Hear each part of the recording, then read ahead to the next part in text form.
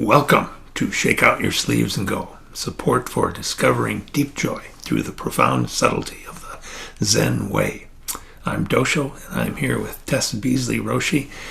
Beasley Roshi is a teacher with the Pacific Zen Institute. She received transmission from John Tarrant, lives in New York, and is interested particularly in the ways that Zen and depth psychology complement each other to kindle creativity and transformation. We'll be talking eventually about case 7 of the record of going easy, Yàoshān ascends the seat. And first, I want to welcome you and thank you for doing this.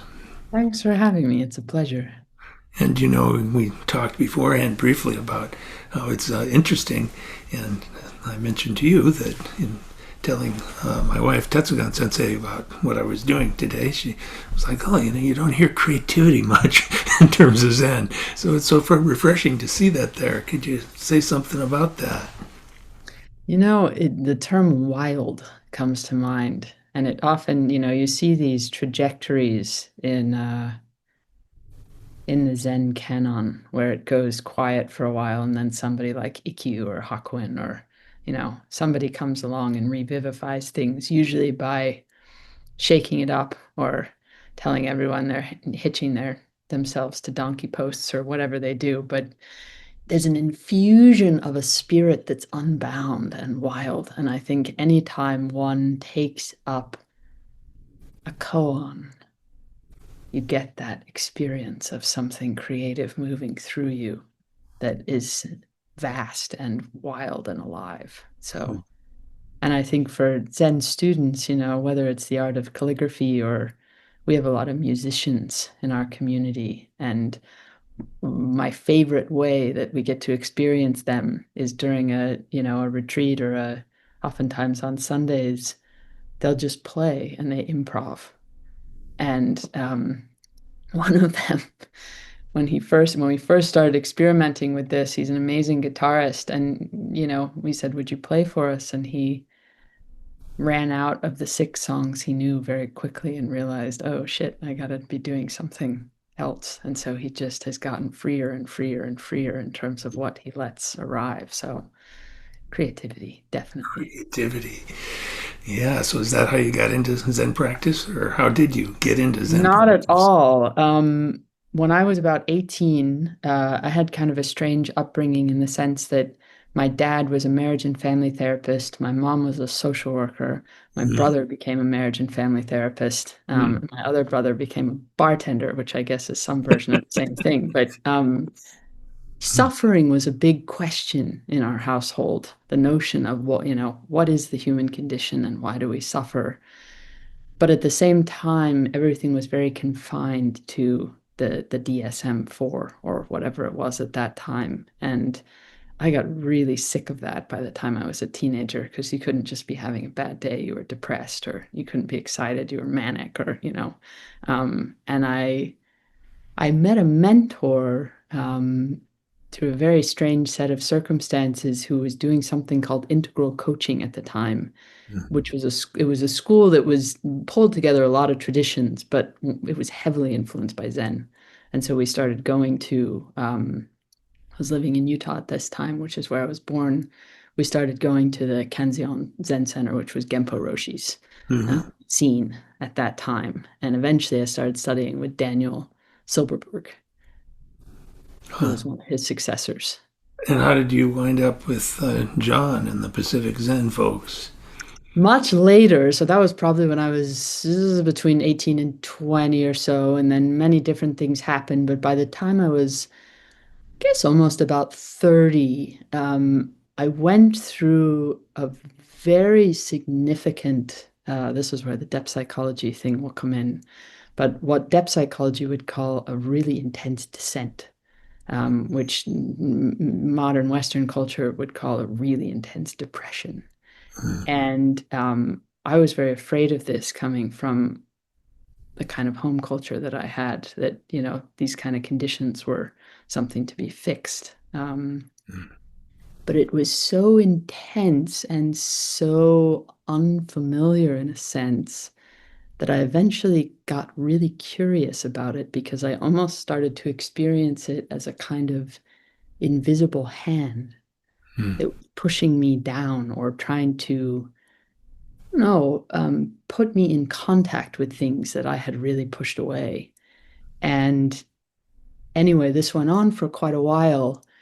And after it happened, I was really aware something had happened, but I didn't understand what it was. And all the traditions that I had been exposed to so far, at least the way I had been exposed to them, kind of got at pieces of it, but didn't really get to it. And the same mentor that I met when I was 18 had been living in California and had come across John. And I was really looking for a new teacher, or some way of understanding what had happened. And she just said, "Why don't you check out this book, The Light Inside the Dark? And why don't you just see, let me just see if he'll talk to you." And he did. And the first book he gave me was one called The Descent of the Goddess, Hmm. and very much began to open the world of what is it to really have a descent, and what does that have to do with the spiritual path. And I don't know. Then I just kind of didn't look back, Hmm. then into the deep end of the pool, I suppose. That's a great book. That was an important book for me too, Light Inside the Dark. Yeah. So tell us some about Zen and depth psychology. How do they complement each other? Well, they both bring, I mean, this is really what I did my dissertation on, because as I started to read, I mean, John brings these things together very intuitively, but as I started to read Carl Jung and James Hillman, Jung especially, where he was finding his way to eventually in his life was so much what Zen would call awakening. And Zen brings a very old, refined, profound practice, and it brings teachings, and it brings ancestors, and it has this whole container of rituals and a kind of method, I guess, that's been, we can vouch for over time. Mm-hmm.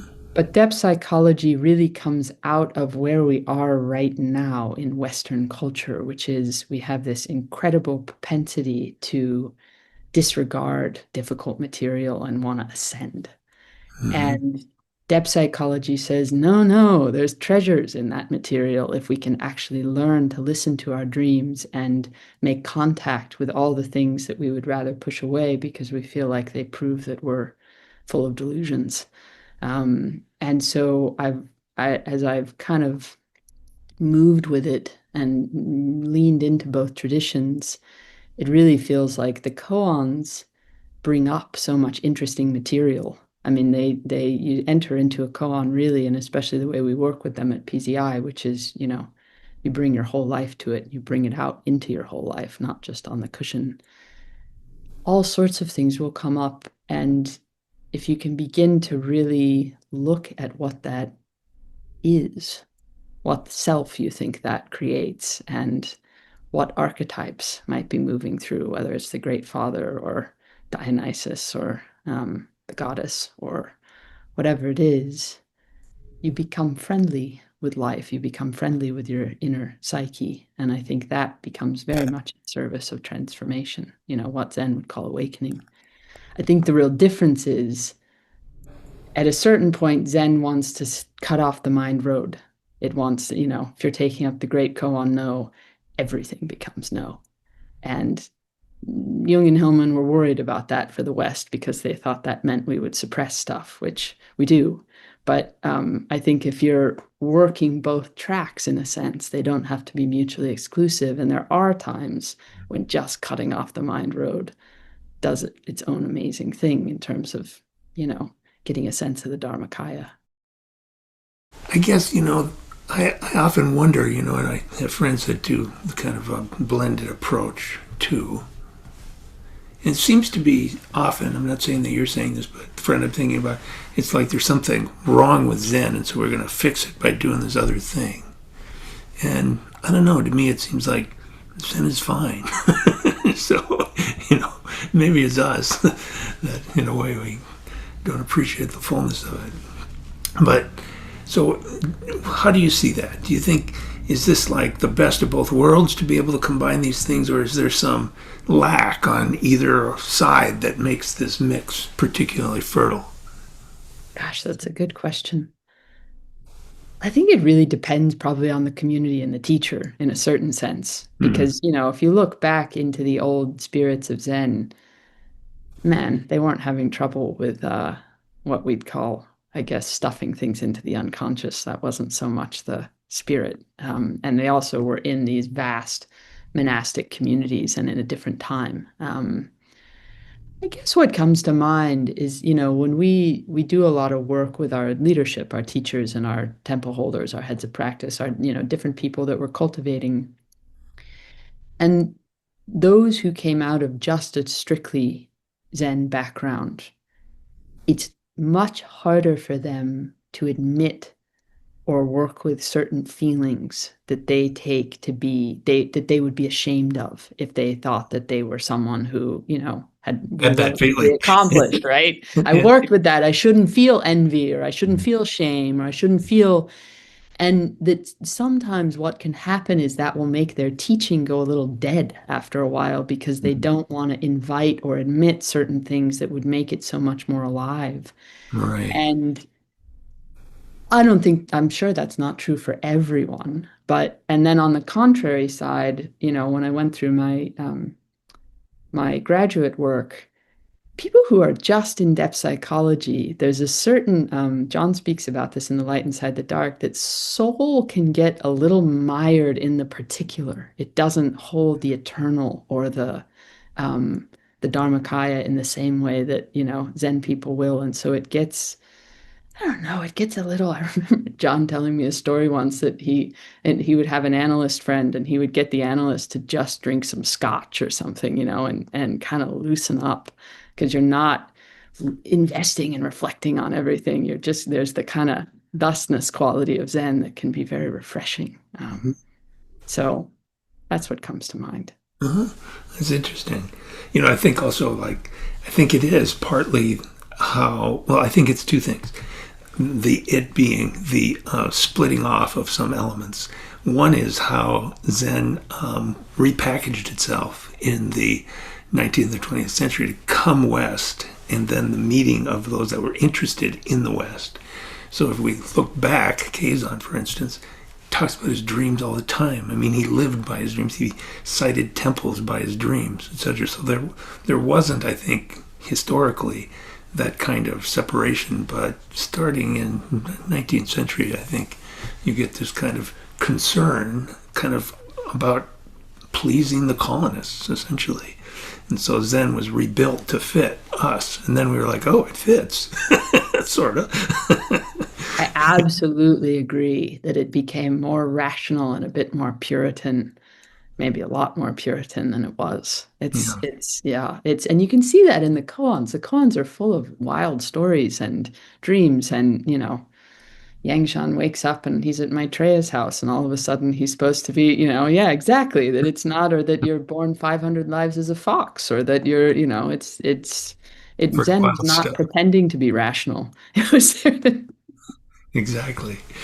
So we've talked about it some, but can you say more? Like, why would you offer a koan to a student, and when in their process would you do that? Is there a kind of a protocol in the Pacific Zen for that kind of thing, or? It so much depends on the encounter and the student, meaning that oftentimes I'll meet someone initially in a retreat, but they might come to me before then or ask for a meeting before then. And I really rely on what appears in my own mind if a koan offers itself. And oftentimes that might be what one would consider an introductory koan, one of the big gate koans. But sometimes it's not. Sometimes it might just be, or I might ask the student, if they've been listening to talks or hanging around, is there a koan that's grabbed you? Because that will also tell me what's their dilemma or what's their interest or what's their, I'll kind of feel around. And usually if they start to have a regular practice, then eventually we'll kind of shuttle them over to the curriculum if it seems like that would be helpful to them, if they're going to really take up the practice. But initially, it's so much about what image or what dilemma or what question is really alive for them and trusting that in some way, I think. So they might have a koan before they've done much zazen. Is there a Yeah, connection between zazen and the koan for y'all at this point? definitely. I mean, I think we're hoping that they've come, and I think we ask them to have a practice if they're really going to start to work with a teacher. Because otherwise more sitting would be good. You know, our head of practice gave a funny talk our last retreat about no matter what happened for her, she'd come to the teacher and say something, and they'd just say, "Go back and sit," no matter what she said, because they could just tell something hadn't moved yet, something hadn't opened, and she was dedicated enough that she would do that. But I think in most cases, somehow people know they're ready for something, is what I've noticed. And sometimes people want something before they're ready, and you can just say, well, why don't you just come to some retreats? Mm-hmm. But if someone's ready, I feel like a koan will offer itself. So, Yeah. what would be an example? I mean, what you're saying, maybe there isn't exactly an example, but what would be an example? So, the main gate koans, I assume you're talking about mu and maybe who hears. Do you ever give the sound of the single hand to someone that is I've just? never given that as an out the gate. I've sometimes given things not knowing is most intimate. Where Hmm, are you going? Going on pilgrimage. Another one I've sometimes given out of the gate, depending on the person, is the Bodhisattva of all those hands and eyes, the hmm, 84,000 hands and eyes. And I once had a student who I gave this to, and he came back after a while and he said, "This koan is very dry." And I said, "Are you kidding me?" He So, said, "It's reaching back for so a pillow. dry." Yeah, and that Uh-huh. all through you could tell. I guess what part of what inclined me to give it to him is he kept himself at such a distance from life. And it was evident then in how the koan began to appear to him that he couldn't even let that quite in. And Mm, so eventually it was, can you notice that quality of intimacy and compassion in mm, life? And eventually he kind of did. But that one can, especially for people who moo might they're not quite ready for moo, or they're a little still not they're new to the tradition. Somehow that koan can reach them. No surprise, but yeah, reach, it reach. softens them and opens them to the kind of Mm, wondrous quality of things that I appreciate. mm. Well, in terms of what you were saying earlier, also when I started, way back when with Roshi, and he once talked about this going. I remember my friend saying afterwards, like it's kind of wrong because he's reaching and using the pillow for himself, and that's just it's Wrong. it's not Zen. So speaking of waking up, I shared this clip with you from the commentary for the koan, where Wansong says Tiantong's verse and my commentary are all about trying to stop your crying by using yellow leaves. Rough talk. This is because everyone is in a fever dream and not yet awake. If you are sleeping lightly, with one call, you're awake. If you're sleeping heavily, then I'll shake you. You'll startle awake. Still, there is another type. Even if I beat them, grab them, pull them to their feet, yet they keep talking on and on while still in their sleep, and then they pull away. You don't hear that kind of talk in Western Zen much. Pretty rough. But it points to this issue of what is it? What are the variables that influence how long it takes for a student to really penetrate a first koan, to have a awakening experience. What would you Well, say? this gets to you had the other great reference in your case about the worst horse, or what we call the worst horse, the horse that runs at the shadow of the whip when the world Yeah. honored one. We had a whole cult for a while of Buddha loves the worst horse best, and everyone wanted to be the worst horse, but it was great. But to answer your question, the thing I have noticed more than anything else, probably two factors, because students have such a wide ranging what, sleepiness, heavily of sleepiness, the more they just put themselves in the vessel, meaning they come to talks, they come to sit. Sitting on their own helps tremendously, I think, but putting themselves in the field of the teachings with other people seems to Mhm. really, really do a lot. Even if they suffer, the whole time, which sometimes they do. Some people say they can barely come on a Zoom meditation because the vulnerability of sitting with all those other faces is so immense, which is always very touching to me. But I think that's one, just putting yourself in the vessel over and over and over and over and over again. And two is the capacity to be honest with oneself about what one's real material is. Mm. I have a student who I adore, and he is just uncompromising about his willingness to be honest about what the dream really says, what his real objection is, if he's furious at me, if he, and it always then opens the deeper door that he's willing to do that. And it's what'd you say, rough words. It's not for the faint of heart working that way, but I do notice that it makes a profound difference than people who say, oh, my practice is great and I'm feeling very compassionate toward people. And, which might sometimes be true, but usually there's something more going on. I've seen that too. So you say, so working with student and a dream, do you, well, you've got a PhD in depth psychology. Do you do psychology apart from Zen and Zen apart from psychology, or do you only do Zen and psychology? How do you I work? only will do them together. I have had people ask me on both sides, and my experience is they bring so much to each other. I would not want to be without the other one. Um, People are different in their aptitudes. I mean, some people have a very rich dream life or capacity for entering more the mythic side of things, metaphorical side of things. Some people don't, but it helps. The thing I've noticed that I thought might be interesting about this question is how much dreams and koans talk to each other. Hmm. Meaning, I can have a student come to me and think that they've made no progress on their koan whatsoever, that they've barely thought of it, and they'll tell me a dream. And embedded in the dream is part of the koan's brightness beginning to appear. And Hmm. they'll think, and we'll begin to investigate that, and they'll say, "Oh, interesting." And so it gives them some confidence, I think, in their own depths. That it's not an ego project to try to awaken, it's actually a whole psyche thing that's happening. Hmm. Somehow that just seems right, let me say.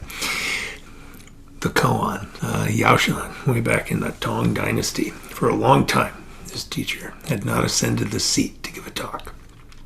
Superintendent Bai said, "For a long time, the assembly has been thinking about you offering instruction. Please, Venerable, expound the Dharma to the assembly."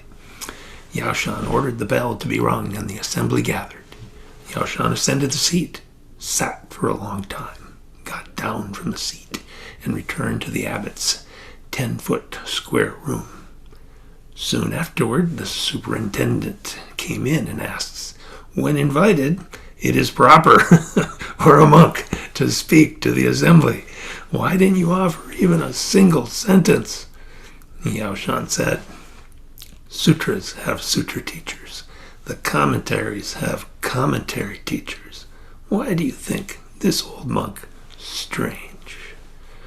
So, now this question seems a little funny, but the depth, in terms of depth psychology, because you're not sorting those out, but in terms of depth psychology, what's going on here in this case? Yeah, this is a very interesting question. I've been thinking about it. One of my favorite parallels in terms of how depth psychology conceives transformation and how Zen, realizes transformation is what we'd call alchemy, what depth psychology would call alchemy, and Jung's studies into alchemy. And meaning. When the alchemists started, they would start with something called the massa confusa, which is your mass of confusion, which always seems like, yeah, that's where you start when you're going to begin a sitting practice. And you go through various operations, drowning and burning and crumbling and separating and all sorts of things. You go through a blackening, which is they call the negredo, but it's really, the beginning to move down through all the suffering and dark material. And eventually the winds of suffering cease. And you get to something they call your originless suffering, which I always love. Mm-hmm. So, yeah, that's what you do. You get to your originless suffering. And eventually that same black begins to show the moon and the stars and the whiteness, which then, Zen would call kensho, that you can see through things. You can see the emptiness of things. You can hang out there for a long time and it's lovely, and some people do. But eventually the dawn comes and you get the yellowing of things, which in depth psychological alchemy is you start to have to then contend with desire and envy and the brightening and the wanting of things again from a very different place.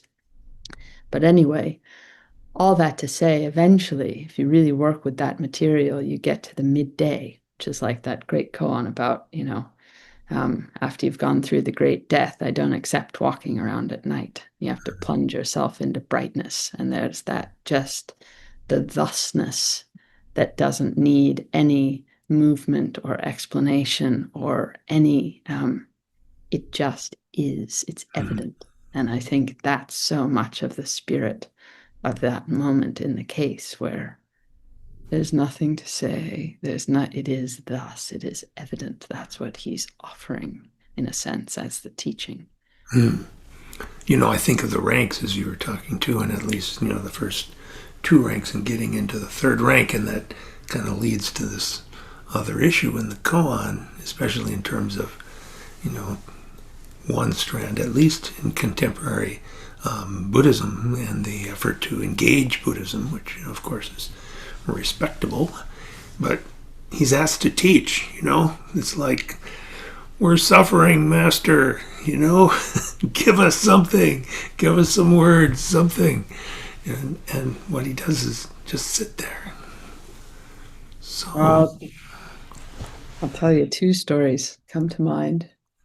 One is a friend of mine who's a teacher came to my house once, and we had a guest who was suffering but making a lot of ruckus about it, and just making so mean, out of control, and she has this amazing penetrating gaze, and he was just spouting off, and she just did exactly what Yàoshān just kept with him and didn't move and didn't respond and didn't. She just was there.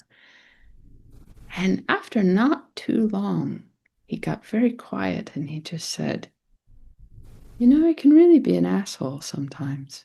And he got quiet and he walked away.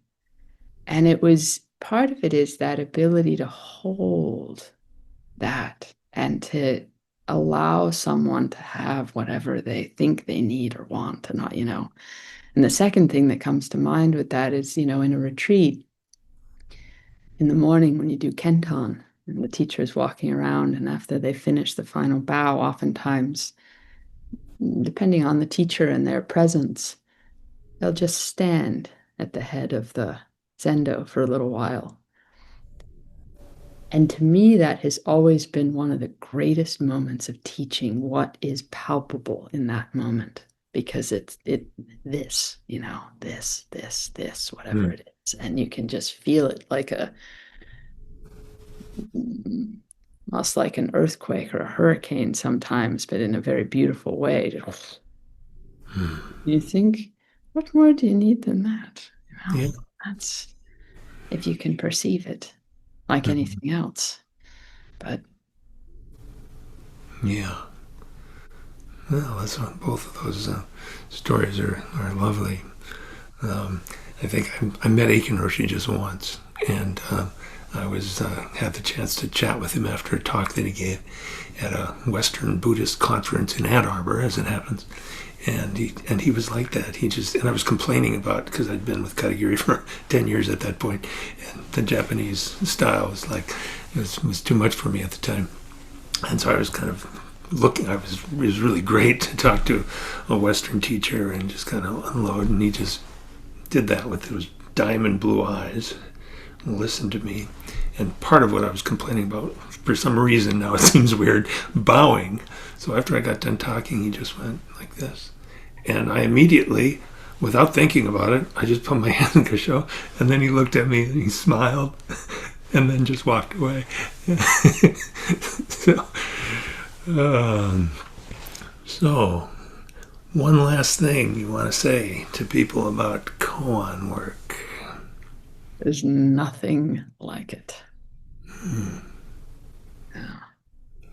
It is, I guess one thing that comes to mind the thing I used to enjoy so much going through the curriculum is how, in this very strange, synchronous way, my life seemed to know what the next koan was going to be, and what would happen in my life as I was hanging with that koan was often so apropos that you couldn't have made it, you couldn't possibly have made it up even if you tried. And I think that's the depth and mystery and kind of surprise and brightness that the koan tradition holds. And I love it for that reason, yeah. Mm-hmm.